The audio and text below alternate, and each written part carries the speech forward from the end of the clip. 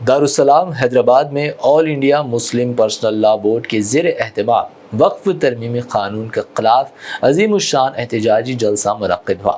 مولانا خالد سیف اللہ رحمانی نے کہا کہ قانون میں وقتی راحت ملی ہے، مکمل رد نہیں ہوا، احتجاج جاری رہے گا۔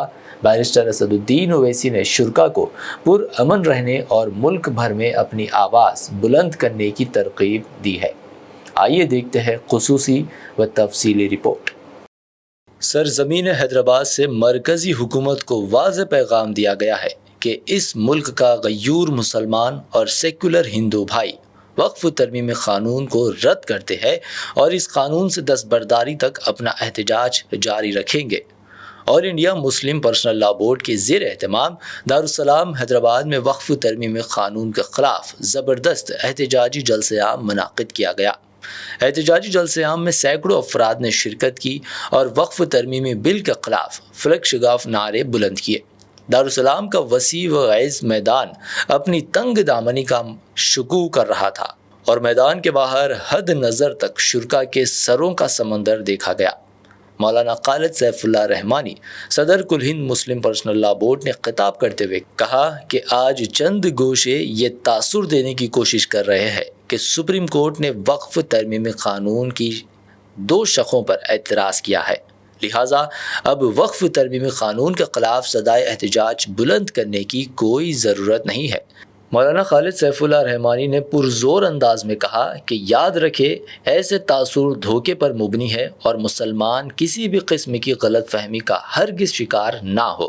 انہوں نے کہا کہ عدالت عظمیٰ نے وقف ترمیمی قانون کو ابھی مکمل طور پر رد نہیں کیا ہے بلکہ وقتی راحت فراہم کی ہے۔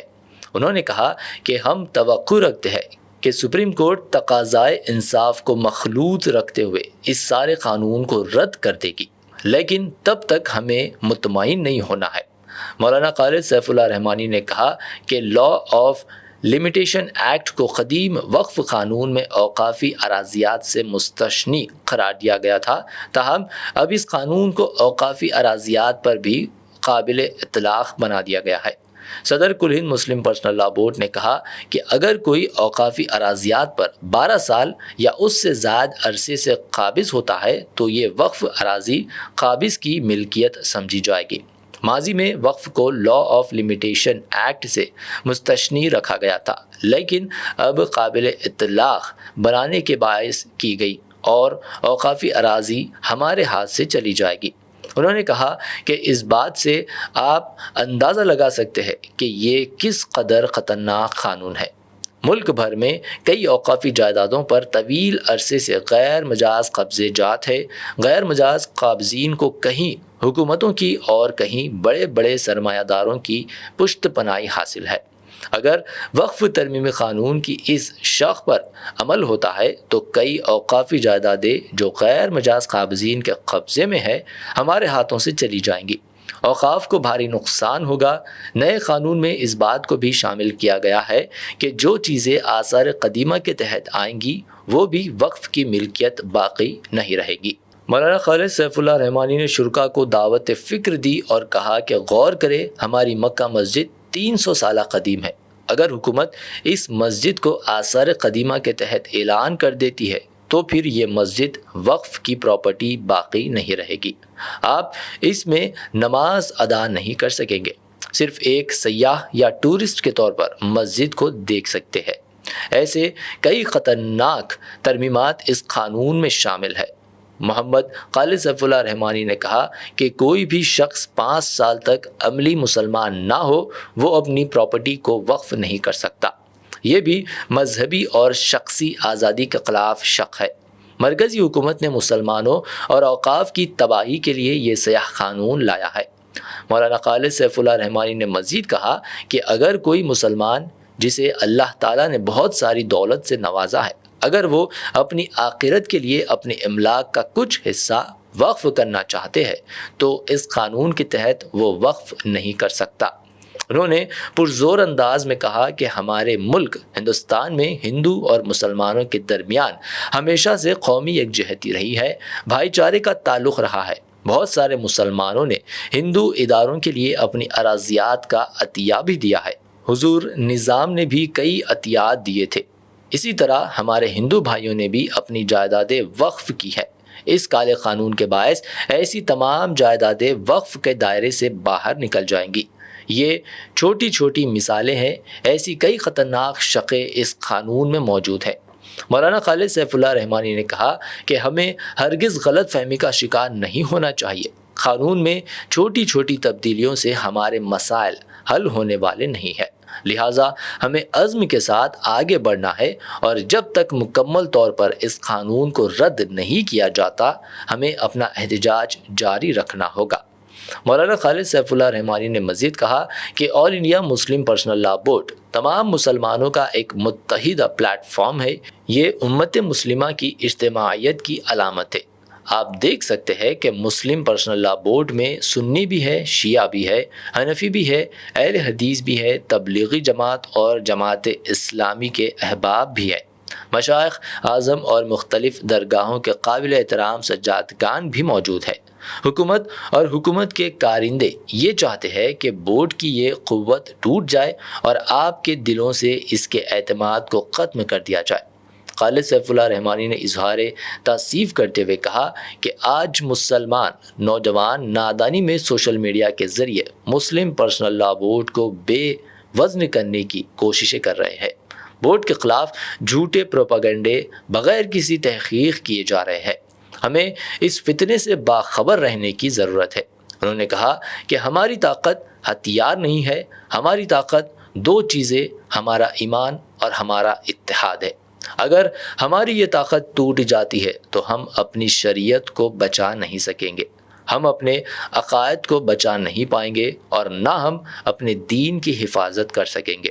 لہٰذا میں نوجوانوں سے درخواست کرتا ہوں کہ وہ خدا را دشمنان اسلام اور فرقہ پرستوں کی سازشوں کا ہرگز شکار نہ ہو۔ مولانا نے کہا کہ پارلیمنٹ میں وقف ترمیمی بل کے خلاف بیرسٹر اسد الدین اویسی اور دیگر اپوزیشن قائدین نے بہترین تقاریر کی۔ یہ تقاریر یوٹیوب پر نشر ہوئی۔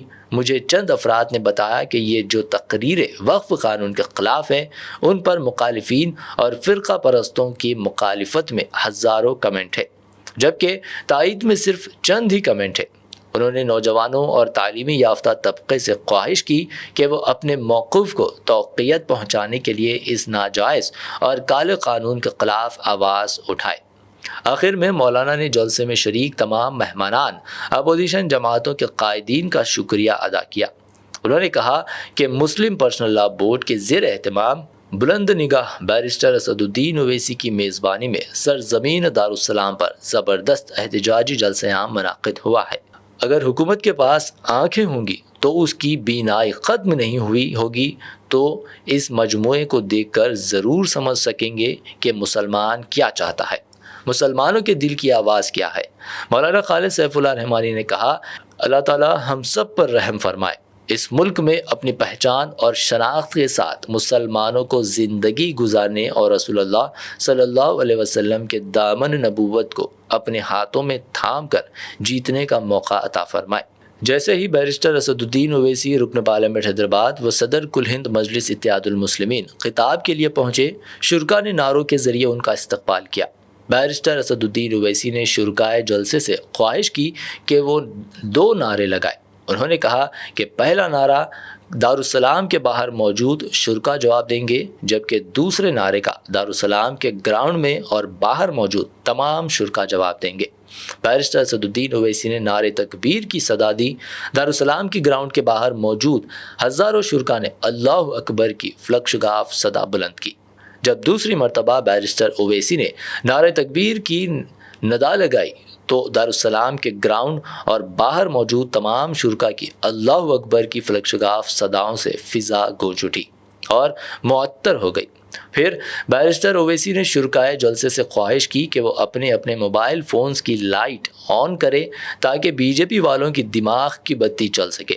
انہوں نے کہا کہ وقف ترمیمی قانون کے خلاف سارے ملک کو پیغام دیا جائے۔ بیرسٹر اویسی نے جلسہ کے اختتام پر شرکاء کو پرامن طور پر اپنے اپنے گھروں کو روانہ ہو جانے کی تلقین کی اور کہا کہ واپسی کے دوران پرچم نہ لہرائے جائے، صبر و تحمل کا مظاہرہ کیا جائے، سرزمین حیدرآباد کے امن کو مزید مضبوط کیا جائے۔ Bureau BBN news.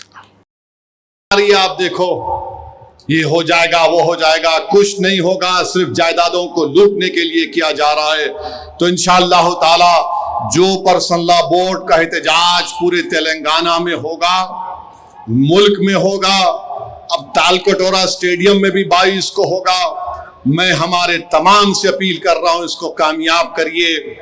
آپ سے بھی اپیل کر رہا ہوں کہ ہم کو ایک لمبی لڑائی لڑنا ہے جمہوریت میں، قانونی لڑائی لڑ رہے ہمارے وکیل، اللہ ہمارے وکلاء کو سلامت رکھے، اللہ ان کو اور ہمت دے، اور اللہ ہم کو ہمت دے، اللہ ہمارے ایمان کو سلامت رکھے۔ یاد رکھو مسلمانوں، بغیر ایمان کے ہم ایک زندہ لاش کی طرح ہیں، بغیر مسجدوں کے ہم کچھ نہیں ہیں، بغیر جائیدادوں کے جس کا مالک اللہ اگر کوئی اور قبضہ کر لے گا تو ہم کیا جواب دیں گے رب کائنات کے سامنے؟ تھوڑی تکلیف اٹھانا پڑے گا، ہم جمہوری طریقے سے لڑیں گے، ہمارے کسان بھائیوں نے ہم کو راستہ بتایا، قانون کو واپس لینا پڑے گا، جیسا کہ مسلم پرسنل لا بورڈ کا نعرہ ہے، دیش بچاؤ، سنویدھان بچاؤ، وقت بچاؤ، تو نعرہ لگاؤ، سنویدھان بچاؤ، وقت بچاؤ، سنویدھان بچاؤ، وقت بچاؤ۔ آپ ساتھ ہیں نا ہمارے انشاءاللہ تعالی؟ یاد رکھو تم ساتھ بھی نہیں ہیں تو ہم حسین کا پرچم لے کر کربلا میں اتر جائیں گے، کیونکہ اگر تم ساتھ ہوگے تو یزید کو معلوم ہو جائے گا کہ یہ حسین کے غلام ہیں، یہ طاقت کو دیکھ کر جھکنے والے نہیں ہیں۔ Welcome to Hidayah Islamic International School, where education meets excellence, a world-class learning environment designed to inspire young minds. Every morning begins with warmth, respect, and a welcoming atmosphere. Spacious, well-equipped classrooms foster creativity and interactive learning. Experienced teachers engage students, encouraging curiosity and active participation. Hands-on experiment in our modern science labs brings learning to life. Technology-driven education ensures students are future-ready. A well-stocked library nurtures a love for reading and knowledge. With strong Islamic values, we guide students in Quranic learning and character building. Beyond academics, we promote fitness, teamwork, and discipline through sports. Join Hidayah Islamic International School at Mehdipatnam, Santosh Nagar, Bahadurpura, Sun City, Toli Chowki, and Aramghar. Your child's bright future begins here.